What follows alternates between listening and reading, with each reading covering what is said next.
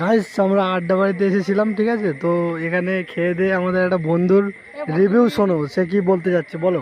আড্ডা বাড়ি খেয়ে তোমার কেমন লাগলো? গাইস, এটা আড্ডা বাড়ি না, বাঁশবাগানে ঝোপঝাড়ে যে কাজ করে সেই বাড়ি, ঠিক আছে গাইস? হ্যাঁ, এখানে কারুর আসার দরকার নেই ভাই, বাংলা কথা।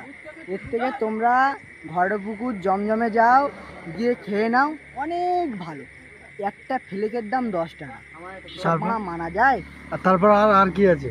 তারা চিকেন ললিপপ, হ্যাঁ, তাতে মানা সকল ললিপপই নেই, মানা চিকেন শুধু।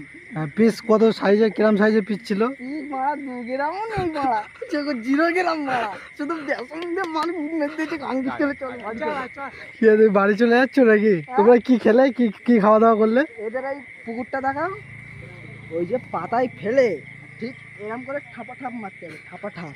চলো মারা বাড়ি চলো। তোমরা কত টাকা বিল হলো এখানে এসে?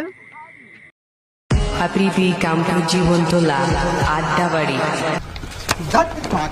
আড্ডা বাড়ি খেয়ে তোমার কেমন লাগলো? গাইস, এটা আড্ডা বাড়ি না, বাঁশবাগানে ঝোপঝাড়ে যে কাজ করে সেই বাড়ি, ঠিক আছে গাইস? এটা চিকেন ললিপপ, হ্যাঁ, তাতে মারা সকল ললিপপই নেই, মারা চিকেন শুধু। পিস কত সাইজে, কিরম সাইজে পিস ছিল? পিস মারা 2 গ্রামও নেই মারা, 0 গ্রাম মারা, শুধু বেসন দিয়ে মানুষ মেরে দিয়েছে। কাঙ্গি চলে চল।